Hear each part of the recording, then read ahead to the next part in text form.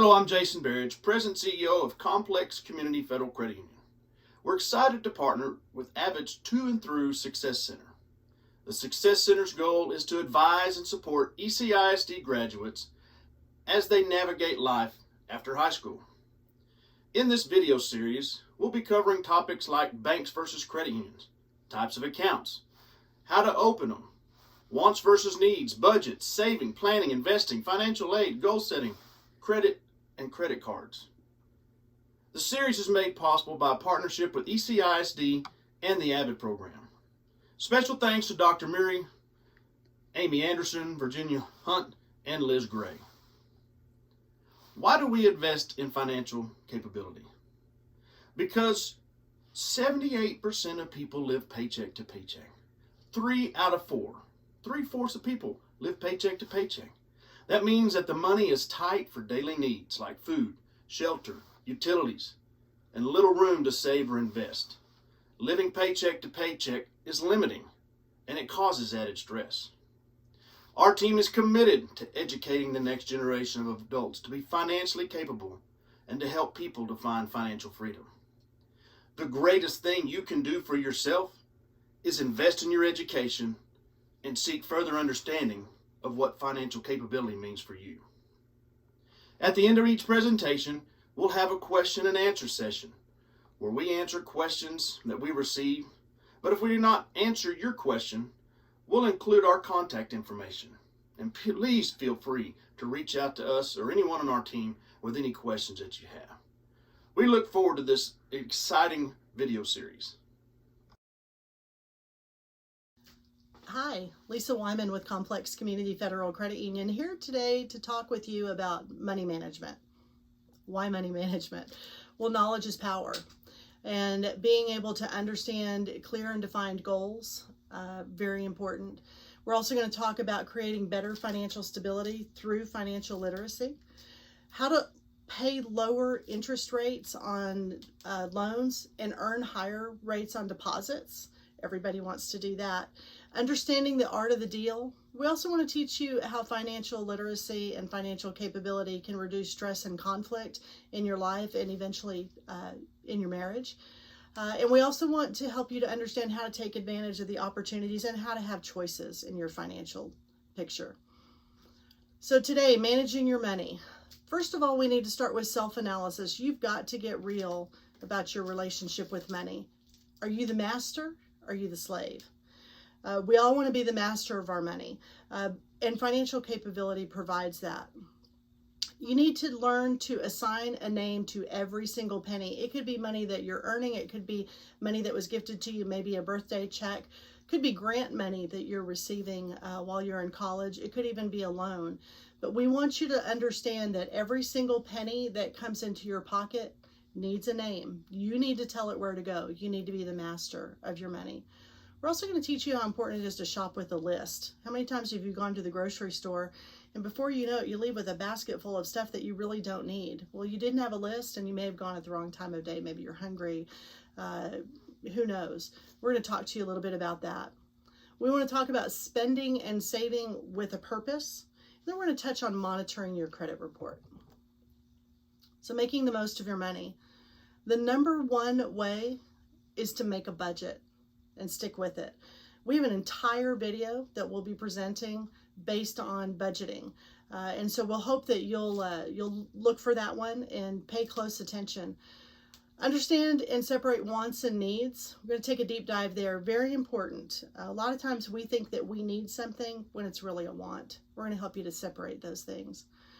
We want you to learn how to cut or eliminate expenses in order to make your budget work. And then we want to talk about using financial aid, student loans, and grant money wisely. Let's take a look at each one of those things. So understanding and separating wants versus needs. These are two concepts that can make or break any budget. Needs, those are the things that are indispensable. You got to have a place to live, clothes on your back, food to eat, and water. Wants, pretty much everything else. Subjective and based on perspective, of course. We're going to look at the Moscow technique. Moscow describes needs and wants on a hierarchy, whether it's a high priority or a low priority. You have your must-haves, high priority, high level of need, should haves, which is lower priority needs, could haves, and won't have. Let's start with high priority. What's a good example of that? Let's say that you're a waitress, waiting tables as you're working your way through college.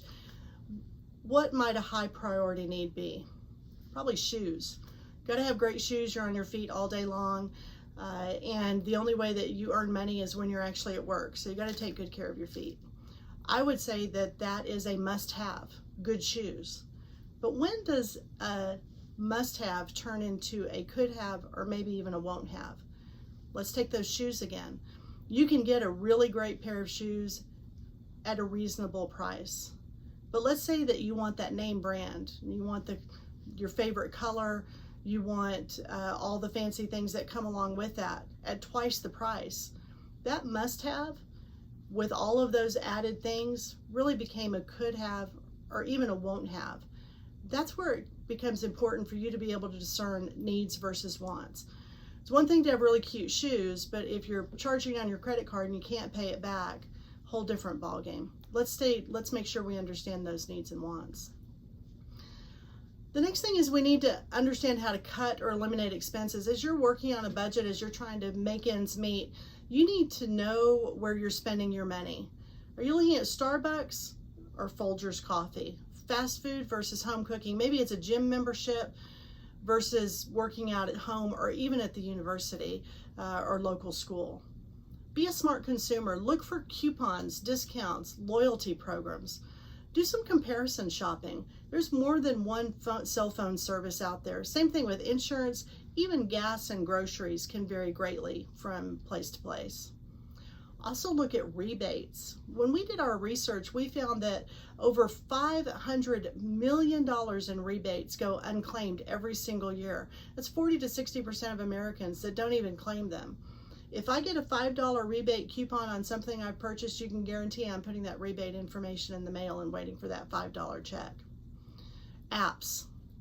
There are lots of savings apps out there as well. Walmart has a great one. Target has the Cartwheel. I love Gas Buddy. When I'm driving through town and I need to fill up, I pull up my Gas Buddy to see who's got the best fuel rate that day.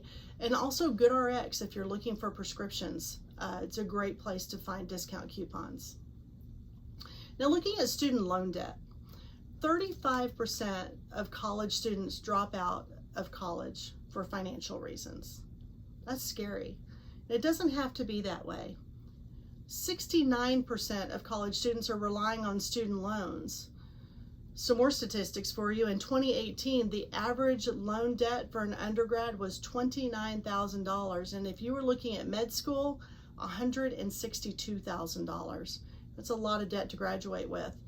In total, Americans owe over $1.6 trillion in student loan debt. That's scary to think about. So let's think about how to utilize that money if you do need to take advantage of student loans. Proper use of loans and grants. Free money is the best money. So grants, really need to be looking at those, and scholarships as well. The one thing we want you to really be cautious of, especially as it relates to grants, is those strings that might be attached. So for many grants, you're required to do some form of community service, or maybe you have to write a paper or give a report. If you don't do those things, you're on the hook for that money at the end of the day. So make sure that you understand what you're walking into. Some scholarships even have strings attached. So what do you do with the leftover money? You better be pretty smart with it. Put it away. Save it. That extra money is not to go on a trip for spring break or to buy pizza for all of your friends, because you may wind up needing it in a few months. So let's talk about that, surviving on a shoestring. We're not going out for pizza. We're going to save our money and put it away for another day. Let's talk about how you can live on that shoestring. First of all, free is everywhere. You can go to a movie in the park right here in Odessa, Texas.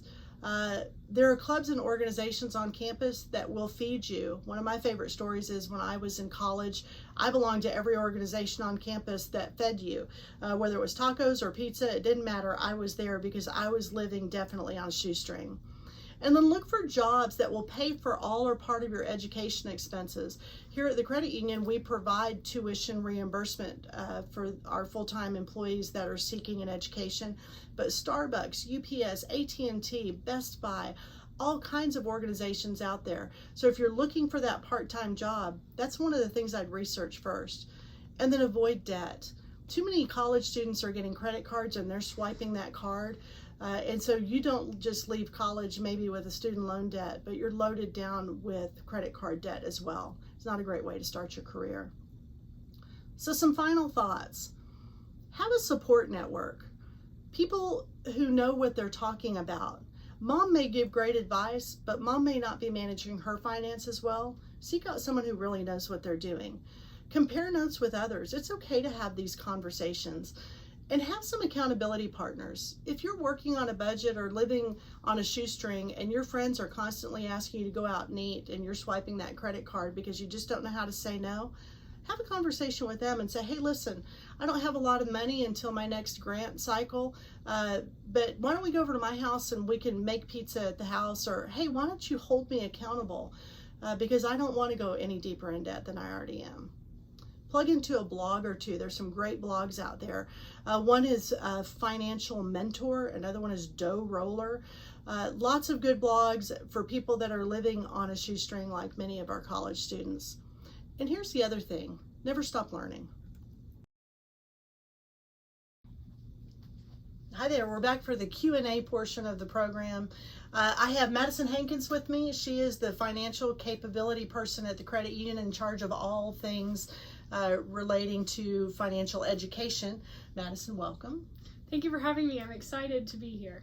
Excellent. So we've got some tough questions. Are you ready to roll? I think so. Let's get going. We're going to test your knowledge. Okay, so the first question is, when you're thinking about spending, what are the absolute priorities? What do I absolutely have to take care of? All right, so that's going to be your needs portion of that. If you'll refer back to that Moscow chart that I know she talked about earlier, those are the things that you absolutely have to survive. So a place to live, food, water, clothing, the things that you can't live without, and then the rest are subjective. Those are the wants, the things you have to decide what is important in your budget. Okay, awesome. Thank you very much. So my next question, I know we didn't really take a deep dive into budget today, but when you're thinking about a budget, is it really just about paying bills? Absolutely not. I mean, paying bills is an important piece, but part of being financially capable and living by your budget is the goal setting portion. So set financial goals for yourself, goals of things that you want to do and achieve, and take the small steps to achieve those goals using your budget, whether that's to buy a car, buy a house, get out of debt. Using your budget really gives you those choices and those opportunities as you set your goals for the future. Awesome. This is why she leads financial literacy at the credit union. Thank you. That was a great answer. But tackle this one. I'm in college, Madison. Do I really need a budget? I can tell you from personal experience that yes, you do need a budget. Yeah. It is so important. This is the opportunity to build those habits as you are living really lean and mean, so that when you get out of college and you have a little bit of wiggle room, have a little bit of money to work with, that you have set good habits for the future. Another important thing is, and I know that y'all are all familiar with the concept of student loans, student loan debt, as well as college students fall into the trap of credit card debt pretty easily. And so this is the opportunity to learn and to grow, but also to manage your money well, so that when it's time for you to get to live a little bit larger because you have an adult job, that you are not weighed down by the financial stress of carrying a lot of debt. So live lean and mean now so that you can live large later. Absolutely. You know, one of the things that I think about is as a college student, man, you're working hard, studying long hours, and then to think that you walk across the stage and you get that diploma and then you are burdened with so much debt before you've even started your career. So really important message that you had there. Thank you for that. What about eliminating expenses? I don't make a lot. I'm on a college budget. Maybe I'm living on grants and a little part-time job. I've got expenses. And I'm having a hard time, kind of making ends meet every month. So how can I help to eliminate some of those expenses in my budget? Absolutely. So I think the very first thing you need to do is to get real with yourself and to have a moment of identifying that relationship that you have with money. So first step would be to take a couple weeks, write down every penny you spend. Everything from gas to groceries to a Coke from the vending machine to a stick of gum. Track it all so that you can really identify where you're spending your money. Are you eating out much more than you think you are? And then target those areas and work towards setting attainable goals to be able to cut those expenses in those maybe problem areas. But if you are one of those people who live lean and mean already and there are not pennies going awry, you have every penny named, and you're still having trouble making ends meet, this is the time to get creative. Think about getting a roommate. Maybe sell your car so that you take the bus or that you walk to save money on transportation. Join every club on campus that feeds you.